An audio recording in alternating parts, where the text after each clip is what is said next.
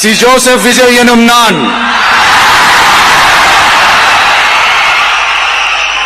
தமிழ்நாட்டு அரசின் முதலமைச்சர் என்ற முறையில் எனது கவனத்திற்குள்ளாவதும் தெரிய வருவதுமான எந்த பொருளையும் முதலமைச்சரின் கடமைகளை உரியவாறு நிறைவேற்ற தேவையான அளவுக்கன்றி ஒருவரிடமோ